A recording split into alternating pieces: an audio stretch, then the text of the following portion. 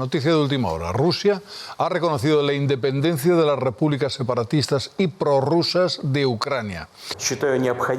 Considero necesario tomar una decisión que debería haberse tomado hace tiempo. Reconocer inmediatamente la independencia y la soberanía de la República Popular de Donetsk y de la República Popular de Lugansk. El gobierno de Zelensky deja ya a un lado los llamamientos a la calma y pide la convocatoria urgente del Consejo de Seguridad de la ONU. El presidente Joe Biden, por su parte, anunció una batería de sanciones contra las recién reconocidas repúblicas. Si alguien tenía alguna duda de que Vladimir Putin es un anticomunista furibundo y un nacionalista más de derechas que el caballo del zar, ayer se despejaron leyendo su discurso.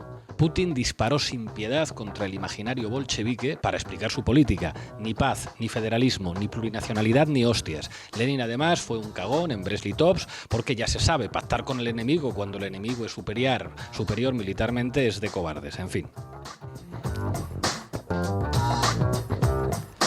Ayer, Putin dejó claro cómo quiere que se le perciba. Ojo, eso no convierte a la OTAN en campeona de la democracia ni sirve para blanquear al gobierno corrupto y represor de Ucrania, pero deja claro que esa lógica de la Guerra Fría que permitía a la izquierda distinguir de aquellas maneras entre buenos y malos, hoy no opera para nada. Me lo decía ayer Rafa Poc, luego vamos a hablar con él. El discurso de Putin y el reconocimiento de las repúblicas no es bueno ni para la paz ni para Rusia. Alimenta una OTAN que estaba en muerte cerebral y alimenta el peor de los virus del siglo XX, el de las guerras y los nacionalismos reaccionarios. Weimar, Weimar, Weimar. Malos tiempos. Bienvenidos y bienvenidas a La Base.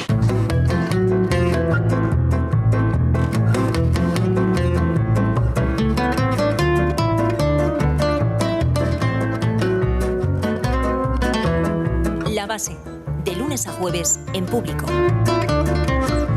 Bueno, hoy en La Base vamos a intentar hacer un programa con rigor. Eso no es nada fácil en una situación bélica o prebélica y creo que es evidente a la vista de lo que estamos viendo en los medios de comunicación. Vamos a tratar de explicar lo que está ocurriendo en Ucrania, digamos con un estilo diferente al que estamos acostumbrados. Para ello vamos a contar con Sara Serrano, nuestra matemática en La Base de datos, con Manu Levín. Vamos a entrevistar a uno de los periodistas que más sabe de Rusia y del este de Europa, con Rafa Poc. Vamos a entrevistar también al enviado especial de Público en Kiev, Alberto Sicilia, que está sobre el terreno y nos va a hablar del ambiente que se está viviendo. Contamos en la tertulia con Pablo Del Amo, analista de Descifrando la Guerra, una cuenta de Twitter y un grupo de análisis geopolítico que está aportando mucha sensatez en estos días de confusión. Muchísimas gracias, Pablo, por estar aquí. Muchas gracias. Y por supuesto, porque hoy es martes, contaremos en Tendencia Crítica con Gema MJ. Arrancamos, Lola. La Base de datos. Buenas tardes, Sara. Buenas tardes, Lola. ¿Qué más da? Al fin y al cabo, aquí estamos a favor de la autodeterminación de género. Buenas tardes. Antes de empezar, quería hacer una rectificación porque ayer dijimos que el Confidencial era el digital de Jesús Cacho y esto desde 2011 ya no es así, ahora está en Voz Populi. En La Base, si nos equivocamos, rectificamos. Bueno, ahora sí, ¿qué nos trae, Sara? Para entender lo que está pasando en el Donbass hay que remontarse a 2010, un momento en el que Ucrania se debate entre dos modelos políticos antagónicos. Por un lado está el protanista de la corrupta y multimillonaria Yulia Tymoshenko y por otro el del también corrupto y prorruso Viktor Yanukovych. Ambos son de derechas pero defienden alianzas internacionales muy distintas. Las elecciones las gana Yanukovych con el 52% de los votos, pero el resultado nunca fue aceptado por la ultraderecha nacionalista ucraniana. Desde entonces buscaron permanentemente la manera de tumbar al nuevo gobierno y para ello contaron siempre con el apoyo financiero de Occidente. Bueno, creo que los espectadores tienen que saber que Ucrania tiene un interés económico y geopolítico muy alto, tanto para los Estados Unidos y para Europa como para Rusia. Esta es la clave de contexto para entender la situación. Exactamente, y esa oportunidad de desestabilización la encontraron en 2013 cuando el presidente Yanukovych decidió rechazar un acuerdo de libre comercio con la Unión Europea y buscar ayuda financiera en Rusia. Este giro hacia Moscú desencadenó una serie de protestas incentivadas de nuevo por Occidente y con una fuerte presencia de grupos paramilitares de extrema derecha. Bueno, aquí hay que recordar con toda claridad cómo los medios occidentales blanquearon esas protestas presentando a los manifestantes del Maidán como luchadores por la libertad y ocultando la presencia inequívoca de nazis y paramilitares en aquellas protestas. Una vez más, la verdad fue la primera víctima de aquel conflicto. Estas protestas se saldaron con la caída del gobierno ucraniano y la salida de Yanukovych del país. Poco después se celebraba un referéndum de autodeterminación en Crimea que, con un apoyo del 97%, proclamó la independencia de la República de Crimea y la adhesión a la Federación Rusa. Para que yo lo entienda, y en este caso para que los seguidores de la base entiendan un elemento fundamental para entender Ucrania. Ucrania no es un país monolítico, es un país muy diverso, hay muchas minorías. La minoría rusa representa el 25% de la población, pero además hay búlgaros, hay tártaros, hay rumanos, hay húngaros y hay griegos. Para que se hagan una idea, en Crimea el 97% de la población es ruso hablante. Así es. Durante los meses posteriores, el foco del conflicto se traslada a la ciudad portuaria de Odesa, donde grupos ultraderechistas queman un edificio sindical y provocan más de 46 muertes. 46 muertos y, ojo, dirigentes ucranianos llegaron a celebrar en las redes sociales la masacre de Odesa. ¿Y qué pasó después, Sara? Pues mientras tanto, en el este del país, las regiones del Donbass, de Donetsk y Lugansk, autoproclaman su independencia y piden integrarse en Rusia. En este contexto prebélico y con el expresidente en el exilio, se celebran elecciones anticipadas. El ganador es el oligarca y multimillonario Petro Poroshenko, conocido por patrocinar la Revolución Naranja de Yulia Timoshenko y por su apoyo a los manifestantes del Maidán. Ojo, recordemos que algunas de las medidas de este gobierno que surge de las protestas del Maidán ha sido la limitación de la enseñanza de lenguas minoritarias o la prohibición de los partidos comunistas en Ucrania. Pero ¿cuáles fueron las consecuencias del Maidán en el este de Ucrania? Pues en la región del Donbass, del este de Ucrania, los sucesos del Maidán dieron lugar a una guerra civil que sigue abierta a día de hoy. Se estima que 1,5 millones de personas han huido del este de Ucrania ante los ataques del ejército ucraniano y también de los grupos paramilitares nazis que los acompañan. Todo esto a pesar de que en 2015 se firmasen los acuerdos de paz de Minsk. Los acuerdos de Minsk sistemáticamente violados por ambas partes, con constantes rupturas del alto el fuego y con la negativa del gobierno de Ucrania a reconocer un estatus especial de autonomía a las regiones del Donbass, donde hay una mayoría de población rusoparlante.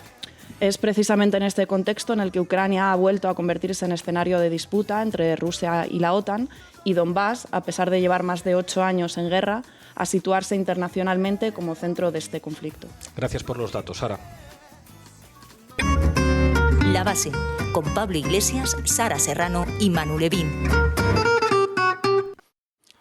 Bueno, Levín, a ti esto te toca porque tienes ancestros que provienen de Ucrania. Ancestros, efectivamente. ¿Qué tienes para hoy? Pues os cuento. Tienes uno de esos apellidos que implicaba ser perseguido en esos territorios europeos hace unos cuantos siglos. Bueno, en España en el siglo XV también te perseguían si te apellidabas Levín o Espinosa. Así es, Pablo. Dispara. Pues os cuento. Mete cabecera, Lolo. Titulares al banquillo.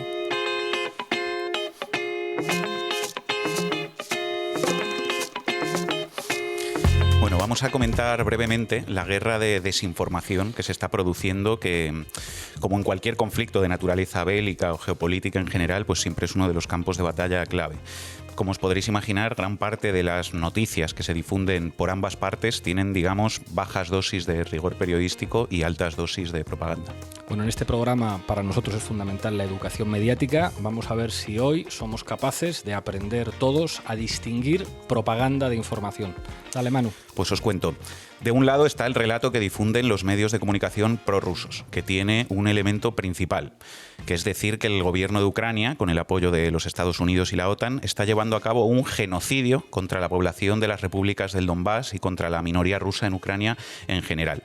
Os pongo solo un ejemplo. Titular de Russia Today en español de hace 4 días. La gente vive en un infierno. Moscú tacha de genocidio la actitud de Kiev hacia la población de Donbass. Bueno, parece que está claro. El marco de los medios rusos o prorrusos es genocidio. Efectivamente.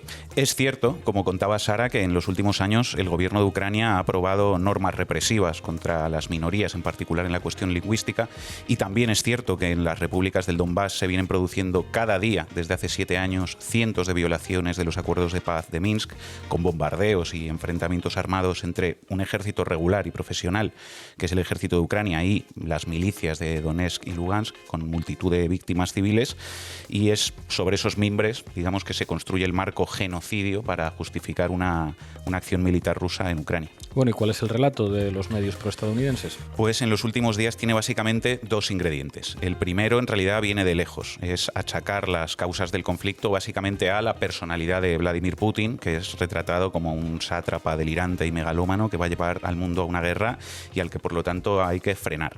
Las causas de fondo y los intereses que mueven a Estados Unidos y la OTAN, lógicamente, desaparecen del relato. Un par de ejemplos de esto en diarios españoles. El País: Vladimir Putin, el gran desestabilizador. La Vanguardia: Vladimir Putin, entrenado para mentir. Vamos, que todo se explica porque Putin está chalao. No es que sea santo de mi devoción, pero creo que ese relato no es demasiado respetuoso con la inteligencia de los lectores de dos periódicos de tanto prestigio.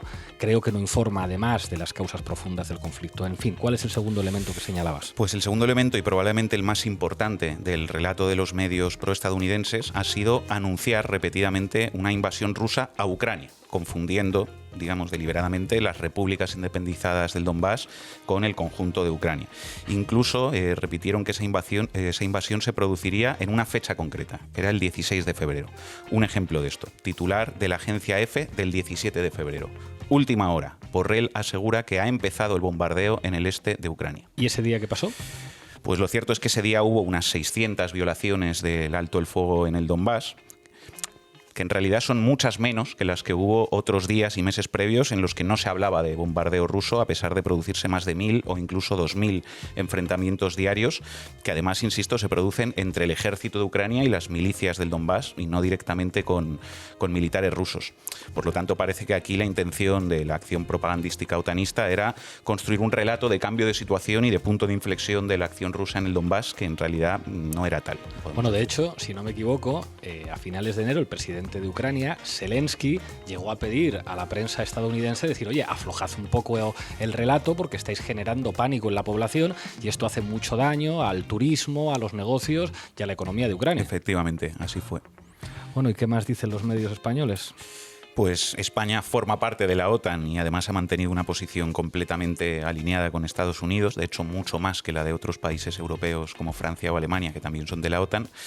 Y por lo tanto, como os podréis imaginar, las grandes empresas de comunicación en España básicamente difunden el relato de Washington, siendo a veces incluso más papistas que el Papa.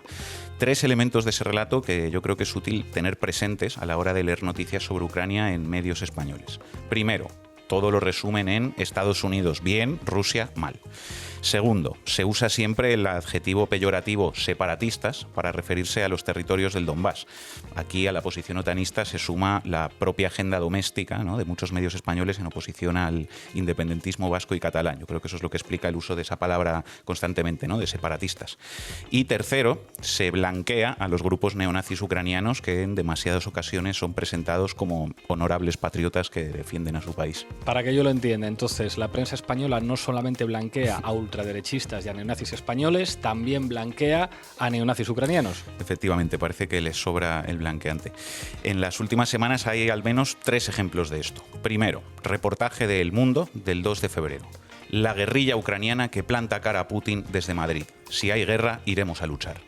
El reportaje se basa en una entrevista a Iván Vovk, de quien El Mundo dice que es un conserje ucraniano residente en Madrid, pero que en realidad es un conocido nazi al que podemos ver, por ejemplo, homenajeando a la División Azul junto a miembros de Falange. El Mundo en su línea: comunistas malos, nazis buenos. Segundo ejemplo, Levin. Segundo ejemplo, el diario.es también publicó a finales de enero un reportaje con entrevistas a ucranianos en España en el que presentaba como un razonable patriota a Teodoro Barabás, un oficial nazi de las SS que huyó a la España franquista tras el Holocausto.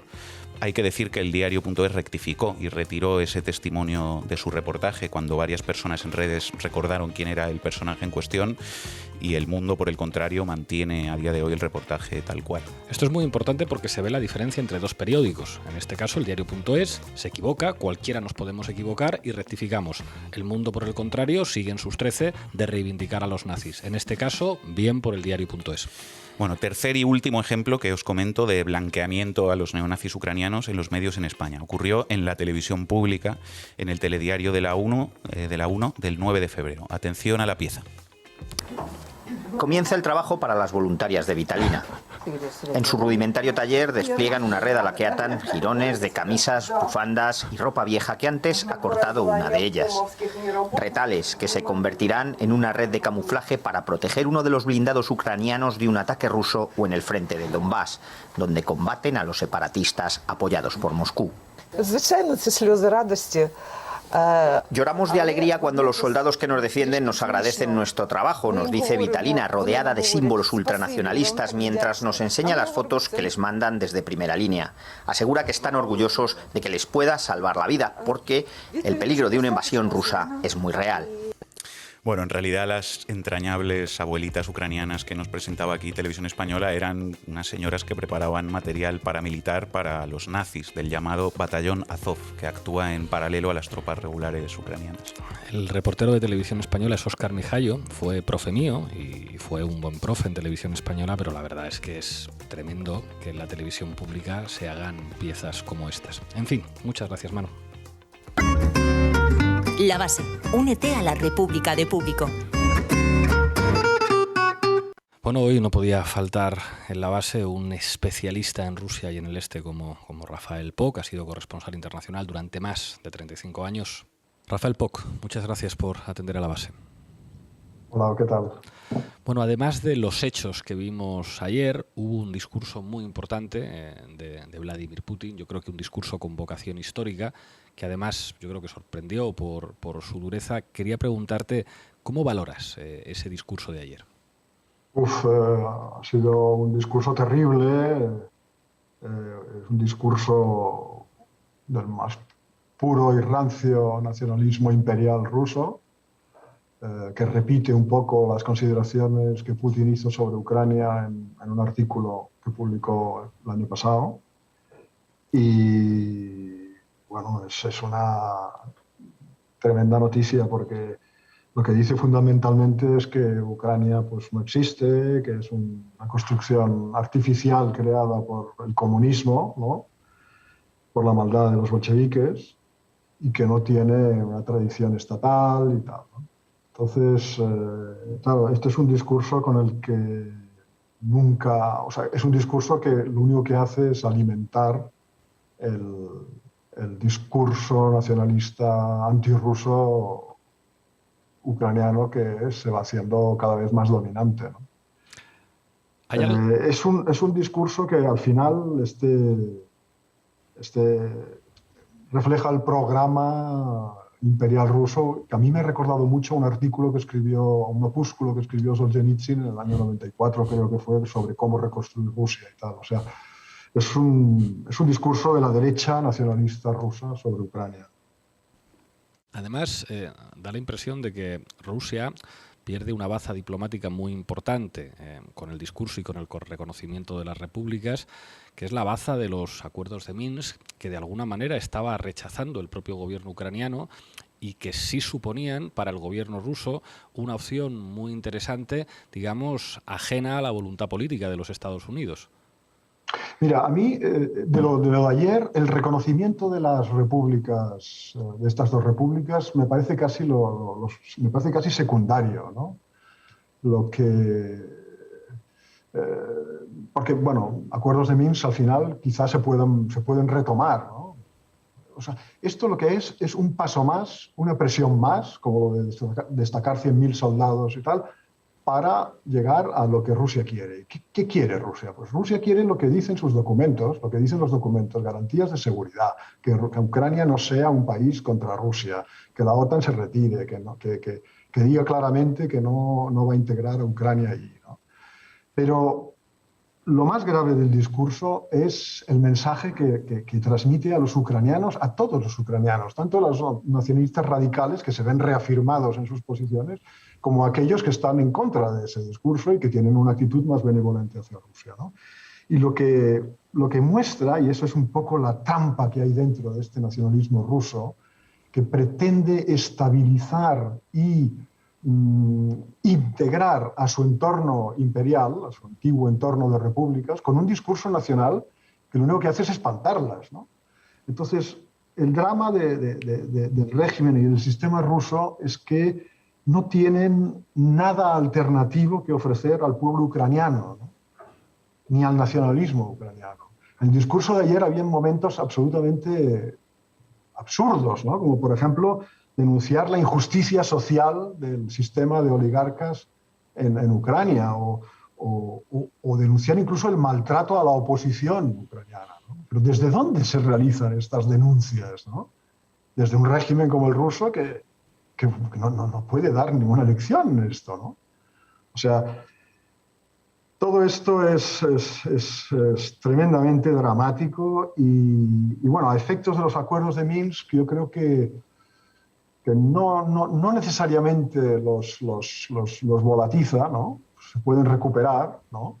Es un elemento de presión, de la misma manera que ahora se meterán los soldados rusos en el Donbass. De todas formas ya estaban, porque esas repúblicas que empezaron siendo una revuelta pues genuina, local y tal, enseguida se convirtieron en dos montajes de la inteligencia militar rusa. Allá todos los gerifaltes allá están directamente conectados con la inteligencia militar rusa. Los pocos jefes militares de milicias populares, algunos de ellos fueron incluso eliminados, ¿no? Entonces, la presencia militar rusa allá, bueno, no cambia demasiado las cosas. Y al revés, al nacionalismo ucraniano radical le facilita bastante cosas porque, claro, ahora ya esas regiones siempre han votado contra el nacionalismo radical ucraniano, ¿no? Entonces, si dejan de estar en Ucrania, pues les han quitado un lastre, ¿no? En el fondo, ¿no? ¿Qué cabe pensar, Rafael, digamos, de la posición de Europa? Ayer hubo tuits muy ambiguos y pactados por parte de las diferentes autoridades europeas sin concretar demasiado. ¿Cabe esperar, digamos, una suerte de posición autónoma de los países de la Unión con respecto a la OTAN o con respecto a la posición de los Estados Unidos? No lo sé, yo creo que la clave aquí está en Alemania, ¿no? En Alemania, en ese país con el corazón partido, ¿no? Entre el atlantismo, por un lado, y el comercio, por el otro, ¿no? Son dos fuerzas, dos grandes poderes fácticos que hay en Alemania luchando en esta batalla, ¿no? El gas, de acuerdo, pero todo el comercio con el este, ¿no? Todo el comercio con el este que el año pasado implicó a 250.000 millones de euros, nada menos, la exportación alemana a Rusia, al Asia Central, a Europa del Este. Todo eso es un poder fáctico tremendo en el que están metidos Volkswagen, el Deutsche Bank, y esos llaman a apaciguar todo esto, ¿no? Entonces, hay que ver cómo se dirime la batalla en Alemania, que eso es lo que va a determinar el clima en la Unión Europea, ¿no? Es muy difícil imaginarse a Alemania liderando una apuesta, digamos, soberanista, golista, para emanciparse en política exterior y militar de Estados Unidos. Eso es muy difícil, ¿no? ¿Cabría esperar entonces que pudiera haber, porque de momento se ha hablado de sanciones, no se sabe si van a ser sanciones masivas o no, ¿cabría esperar algún tipo de respuesta militar por parte de la OTAN o eso sigue siendo un escenario difícil de ver? Yo creo que es difícil de ver, ¿eh? Es difícil de ver. A ver, yo me acuerdo del precedente de Siria, ¿no? Siria, cuando los rusos intervinieron allá, asumieron unos riesgos extraordinarios, porque claro, su potencia militar comparada con la de las potencias que estaban interviniendo contra el Assad era un desequilibrio increíble. Entonces, si lo miras puramente aritméticamente, realmente es una insensatez y una temeridad lo que hizo Putin entonces. Pero es que aquello se basaba en el cálculo de que, por las razones que fueran, Occidente no estaba en condiciones de intervenir allá, ¿no? Después de las debacles sufridas en Irak, en toda la región, ¿no? Entonces yo creo que este tipo de reflexiones, es decir, bueno, al final hagamos lo que hagamos, bueno, a menos que invadamos Ucrania, que es algo totalmente excluido, la invasión de Ucrania, hagamos lo que hagamos, estos no van a tener narices de afrontarnos militarmente, ¿no? Pero claro, la situación está en unos términos sumamente peligrosos y estas cosas se pueden ir de las manos. En el año pasado creo que hubo cerca de 3.000 situaciones en las que efectivos militares rusos, aéreos, navales y tal, en el Mar Negro, en el Báltico, tuvieron contacto cercano con efectivos de la OTAN, ¿no? Entonces, todo esto se puede producir incidentes con gran facilidad. Lo mismo vale para el mar de la China Meridional, ¿no? Entonces, es muy difícil predecir si puede degenerar en algo militar. Por supuesto que puede, pero más bien por este tipo de escenarios, no tanto por lo que nos vienen informando o desinformando día sí y otro también los anglosajones sobre la inminente invasión de Ucrania, ¿no? Con tanques que llegan hasta Kiev. Eso es completamente impensable porque, bueno, seguramente habría resistencia ucraniana, hay un ejército ucraniano que cada vez es menos insignificante y sobre todo porque en Rusia habría una campaña contra la guerra impresionante que podría ser letal para el régimen de Putin, ¿no? Muchísimas gracias, Rafael. Tendremos que contar contigo muchas más veces porque parece que esto va para largo. Sí, desde luego, por desgracia va para largo. Gracias, hasta pronto. Hasta pronto, chao. Bueno, tenemos desde Kiev Alberto Sicilia. Alberto, buenas tardes, ¿cómo estás? Hola, buenas tardes, Pablo. Te quería preguntar cómo es la situación en las calles de Kiev. ¿Se respira un clima de tensión? Cuéntanos, ¿qué estás viviendo sobre el terreno? Yo te diría que a partir de anoche sí que se ha notado un poco un cambio en el ánimo de la gente. O sea, yo te diría que hasta ahora mucha gente escuchaba las noticias sobre la posible invasión y tal con algo de escepticismo, o con bastante escepticismo, como todo el mundo, por supuesto, pero ayer el reconocimiento de las repúblicas y sobre todo el discurso que hizo Putin en la televisión rusa ha asustado muchísimo a la gente, porque digamos que lo que vino a decir es que Ucrania no es un país que tenga una legitimidad histórica para existir, y ese discurso y además la manera en la que lo hizo con unas formas tan duras ha asustado bastante a la gente. ¿Qué dicen los medios de Kiev? Porque siempre es muy importante leer lo que están diciendo los editoriales de los principales periódicos, lo que dicen las televisiones. ¿Qué es lo que están contando? Bueno, digamos, depende un poco del medio que mires. Hay medios, digamos, más nacionalistas que siguen una línea más dura y que llevan apostando a que esa invasión rusa se va a producir.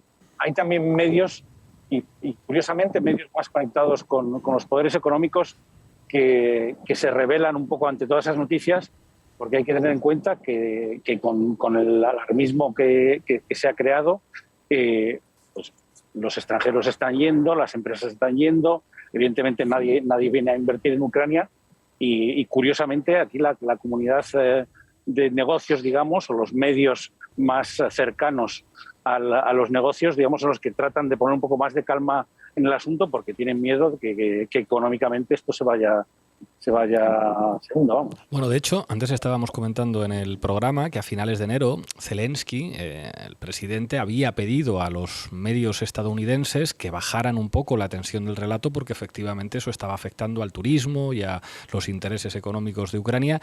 ¿En qué posición está Zelensky en estos momentos? Zelensky ahora mismo está en una posición un poco complicada, porque digamos que él ganó las elecciones hace 3 años, además ganó con un margen enorme, y digamos que su discurso era la nueva política, olvidar un poco el conflicto que existe desde 2014 en la zona este del país y con Crimea, y centrarse sobre todo en los temas económicos. O sea, su discurso era, bueno, estos temas de geopolítica, yo me sentaré con Putin, me sentaré con los europeos, lo arreglamos, pero sobre todo lo que hay que arreglar es el tema de la corrupción, que evidentemente aquí es un problema enorme con los oligarcas, y otro tema también fundamental, que mucha gente joven, sobre todo la más preparada, se está yendo del país. Y de hecho, si hablas con la gente, si hablas sobre todo con gente un poco mayor, que tiene hijos o que tiene abuelos, una de sus principales preocupaciones es que el país está quedando vacío de jóvenes. La mayoría están yendo a Polonia a trabajar. Con lo cual, digamos que él había apostado a no meterse mucho en temas geopolíticos. Ahora se encuentra que todo de lo que se habla es geopolítica y lo que pueda pasar con Rusia, con lo cual su posición es bastante débil ahora mismo. Una de las imágenes más inquietantes que ha llegado, digamos, durante los últimos meses de Ucrania es la imagen de civiles entrenados por unidades militares para el combate. ¿Se están viendo en Kiev esas imágenes que, bueno, han tenido cierto peso mediático de civiles haciendo entrenamiento militar? hay grupos que sí que se están formando que le llaman como autodefensa, por si vienen los rusos, hay que entrenarse, pero yo te diría que hasta ahora, por lo que yo he visto, es bastante marginal. O sea, yo con la gente con la que he hablado y le he preguntado, saben que existen, pero porque yo no he visto, o sea, pues, si caminas por el centro de Kiev o por la ciudad o incluso por los alrededores, no es algo que veas a la gente, no sé, entrenando con Kalashnikov o preparándose con armas. Existe, es cierto que eso existe, pero yo te diría que por ahora no es algo así como que está muy a la vista o muy generalizado. Alberto, leeremos con mucha atención tus crónicas desde Ucrania. Cuídate y muchas gracias por atendernos. Supongo que nos volveremos a ver unas cuantas veces si esto sigue así. Muy bien, aquí estamos para lo que necesitéis. Un abrazo. Un abrazo. Hasta pronto. Bueno, pues estamos ya en tertulia. Contamos con Pablo del Amo. Tú eres el especialista, tú eres el experto. ¿Cómo ves la situación en Ucrania, la situación con Rusia, el papel de Europa, lo que pueden hacer los Estados Unidos? Bueno, primero muchas gracias por invitarme, la verdad es que estoy muy contento de estar aquí. Y bueno, primero de todo, dejar claro que el acuerdo de Minsk para mí está muerto. Si no lo estaba muerto ya directamente Putin lo ha puesto en un ataúd. Y claro, ahora se abre un abanico de posibilidades muy grande. Quiero decir, lo que ha dicho antes creo que me parece es primordial. Esto no va de Ucrania, ni mucho menos del Donbass. De hecho, si escuchas el discurso de Putin, ha sido como 45 minutos. Los últimos 2 minutos han sido del Donbass. Lo demás ha sido meter palos a Ucrania y a la OTAN. ¿Por qué? Porque al final lo que busca Putin es lo que ha puesto sobre la mesa en las negociaciones con la OTAN, que es una serie de medidas de seguridad. Para él, ¿qué es? Que Ucrania y Georgia no entren jamás en la OTAN. ¿Por qué? Porque ellos lo ven como una amenaza para Rusia. Y aparte de ello, que garanticen a Rusia su propia esfera de influencia, porque ellos piensan que en el mundo ahora mismo que hay, que no estamos en el mundo unipolar, que en Estados Unidos es la hegemonía mundial y dirige todo el cotarro, no. Ahora estamos en un mundo multipolar de potencias y cada potencia tiene que tener su espacio en el sistema internacional. Sara. Sí, yo quería hacer una puntualización sobre, comentar lo que estabas diciendo sobre los acuerdos de Minsk, ¿no? Sí. O sea, el reconocimiento por parte de Rusia de esas repúblicas autoproclamadas de Donetsk y Lugansk parece que no va a cambiar mucho la situación sobre el terreno porque las tropas rusas, Rusia ya controlaba el territorio, ¿no? De facto. Pero sí que supone una amenaza para estos acuerdos, para los acuerdos de Minsk, que al fin de cuentas seguían siendo como la última esperanza para una salida democrática del conflicto y para que potencialmente no haya una escalada belicista, ¿no? en el territorio. Es que, mira, la cuestión de estos acuerdos de Minsk que se firmaron en 2015, es que, claro, el contexto es importante entenderlo. ¿Por qué Kiev no quiere cumplir estos acuerdos de Minsk? Porque se hicieron bajo unas determinadas circunstancias, que es Ucrania estaba perdiendo la guerra de 2014-2015, había sufrido 2 derrotas muy fuertes y la amenaza era de que las milicias prorrusas, informalmente las fuerzas rusas, aunque eso nunca se ha confirmado, avanzasen hacia Ucrania. Entonces, en ese momento, el presidente Poroshenko, que habéis hablado antes de él, se vio forzado a realizar estos acuerdos de Minsk con Alemania y Francia, que están como, digamos, en el marco se llama el marco del Cuarteto de Normandía. Que ellos, por cierto, no han sido capaces de hacer que se cumplan. Por cierto, me parece importante eso. Y claro, al final, un Kiev que se ve obligado a cumplir unos acuerdos que son perjudiciales en un contexto de inestabilidad fuerte, económica, social, con grupos nacionalistas muy fuertes, es que era prácticamente imposible que pudiese cumplirlos. Eso a Rusia le da absolutamente igual, lo firmado es lo firmado. Y evidentemente, por eso luego tuvo que hablar con Estados Unidos, en el sentido de que, vale, que París y Berlín no pueden hacer cumplir los acuerdos, no pasa nada. Washington, que tú eres el hombre fuerte de Europa, que controla el cotarro de aquí, deberías hacerles cumplir. Pasa que parece que Biden no ha querido o no ha podido hacer a Zelensky, que es el presidente, que cumpla estos acuerdos. Manu. Sobre este tema de los acuerdos de Minsk. O sea, es cierto que esos acuerdos no han dejado de incumplirse en ningún momento desde 2015, ¿no? Con rupturas constantes del alto el fuego por ambas partes y con la negativa del gobierno de Ucrania a implementar los acuerdos que pasaban por reconocer un estatus especial de autonomía a las regiones del Donbass. Pero yo creo que eso al menos era un marco, aunque frágil, que expresaba una voluntad de alcanzar una solución diplomática, ¿no? Ahora ese marco se está rompiendo, parece que definitivamente, aunque digamos, ojalá quepa cierto lugar para volver ahí, porque al final yo creo que una posición sensata solo puede pasar por defender la paz y una salida diplomática a esto, ¿no? Pero parece que ese marco se está rompiendo definitivamente y yo creo que es una mala noticia. Y luego, más allá de eso, yo creo que es importante entender también algo que planteaba Pablo desde el principio y que ya planteé en el anterior programa que dedicamos a Ucrania, bueno, y al conflicto entre Rusia y Estados Unidos, que es que aquí no hay buenos y malos. Es decir, aquí lo que hay son dos potencias capitalistas con gobiernos de derechas que luchan por sus propios intereses, ¿no? Ni siquiera yo creo que en la etapa de la URSS, la lógica de buenos y malos era demasiado útil para entender el papel de la URSS fuera de sus fronteras y, de hecho, pues el papel que tuvieron en América Latina fue un papel imperialista, ¿no? Que tampoco tenía un espíritu demasiado diferente al que pudo tener Estados Unidos.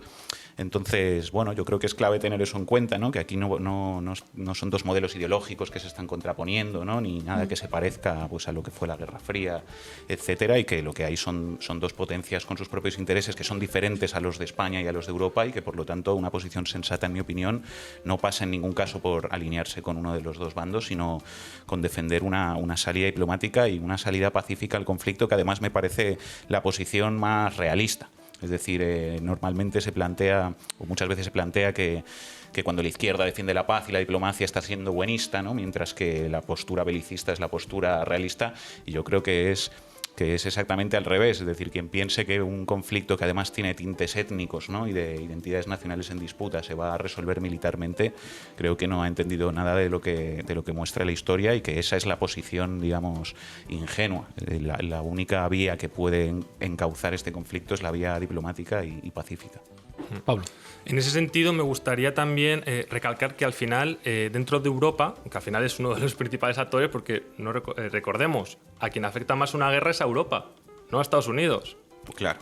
Por un tema de proximidad, que creo que eso queda muy claro, y porque no tenemos independencia energética. Nosotros dependemos de Rusia. Bueno, España no, por otros temas. Pero aquí yo quería preguntarte, en particular por Alemania. Amigo. Digamos, Alemania es un país determinante para entender la historia de Europa.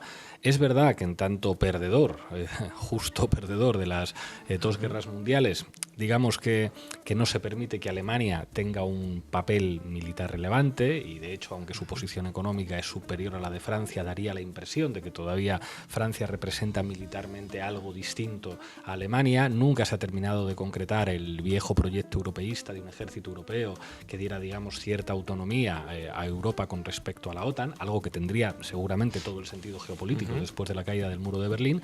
Pero es verdad que de Alemania se escucha una música muy diferente a la que se escucha en otros países europeos.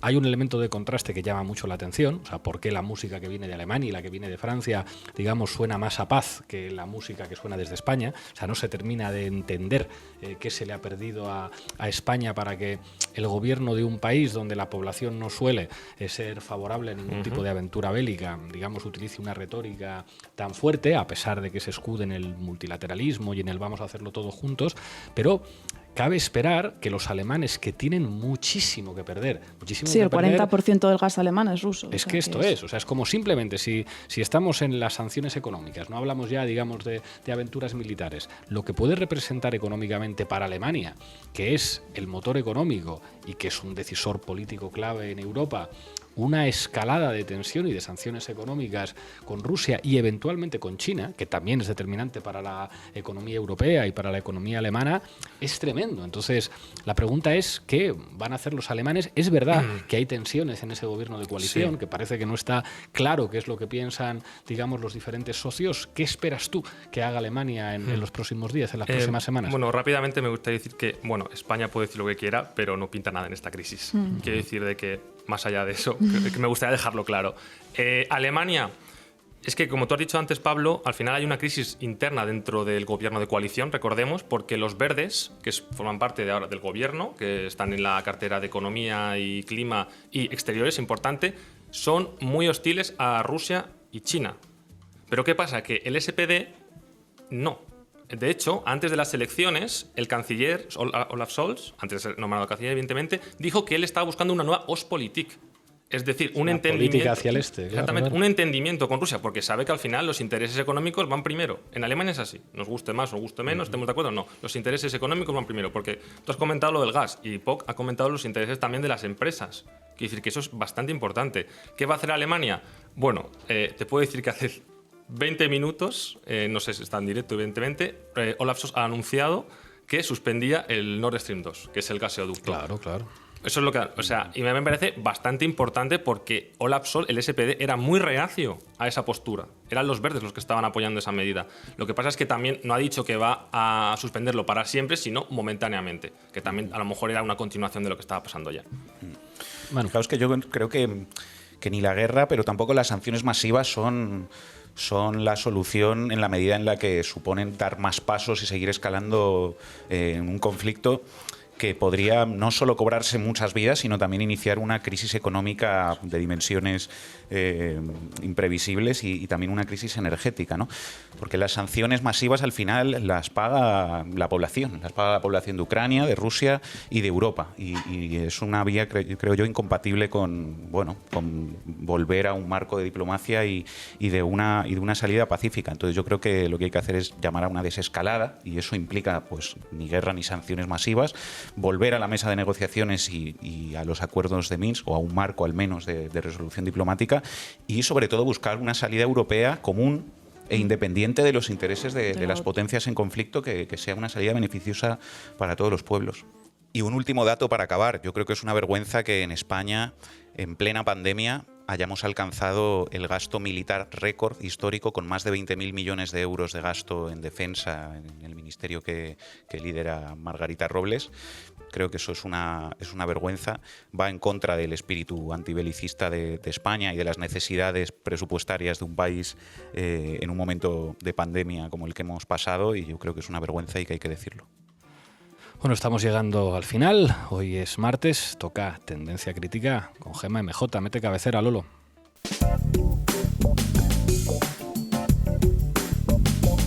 Tendencia Crítica con Gemma MJ. Buenas tardes, Gemma. Dispara. Hola, Pablo. Bueno, pues las redes están que echan humo desde ayer. Hay una gran preocupación porque se desemboque en un conflicto a mayor escala. El presidente del gobierno, Pedro Sánchez, salía ayer con un tuit en el que decía: el gobierno de España condena el reconocimiento unilateral por parte de Rusia de los territorios separatistas del este de Ucrania. Es una violación de los acuerdos de Minsk y de la legalidad internacional. Responderemos de manera coordinada junto a nuestros socios. Bueno, de momento la Unión Europea no aclara qué va a hacer. Se han puesto de acuerdo en que todo lo que hagan lo harán conjuntamente, pero como decía Rafael Poc y comentábamos ahora en el programa, estamos todos a expensas de ver qué es lo que hace definitivamente Alemania y por cuánto tiempo. En la misma respuesta a la publicación del presidente, hay quien, como Ray MK, le preguntaba: presidente, ¿qué se nos ha perdido en Ucrania? Otros, como el periodista David Bollero, señalaban que ojalá la invasión ilegal del Sáhara Occidental por parte de Marruecos provocara la misma respuesta internacional que lo que ha sucedido en Ucrania. El doble rasero de Estados Unidos, la Unión Europea y la misma España. Hay violaciones del derecho internacional aceptables y otras que no. Hipocresía. ¿Qué más dicen los periodistas, Gemma? El periodista Miquel Ayestaran comentaba esta mañana: Europa y Estados Unidos han perdido toda legitimidad para ir de faros de la humanidad y reivindicar el derecho internacional ante Rusia, porque cuando a ellos les interesa, también se lo salta o hacen la vista gorda. Jonathan Martínez recordaba: curiosamente, acaban de cumplirse 14 años desde que Estados Unidos reconoció la independencia de los territorios serbios en manos de separatistas proalbaneses, es decir, Kosovo. Kosovo, ¿y qué dicen los chicos de Descifrando la Guerra? Pablo del Amo, que nos acompaña hoy aquí, comentaba: no estoy de acuerdo con que la entrada de tropas rusas en Donbass sea considerada una invasión a Ucrania. De facto, este territorio hace 7 años que no está controlado por Kiev. Me parece importante ese detalle, aunque de jure sí se pueda considerar una invasión. De hecho, es destacable cómo ha sido recibida la noticia por las repúblicas recién reconocidas. Como informaban desde Descifrando la Guerra, en el momento en que Putin reconoce a Donetsk y Lugansk, los residentes celebran y corean Rusia. Vamos a escuchar el audio.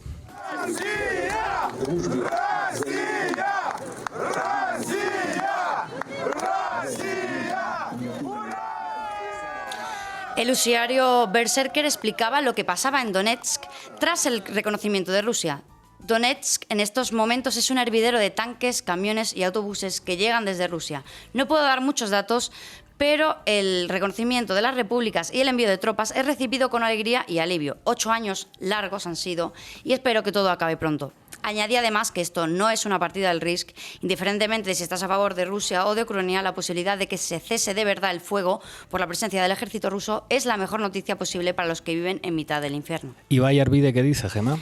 Pues él alerta sobre los acuerdos de Minsk, que han sido incumplidos por todas las partes, pero son, o eran hasta hoy, la esperanza para una salida diplomática. Cargarse Minsk es algo que puede salir carísimo.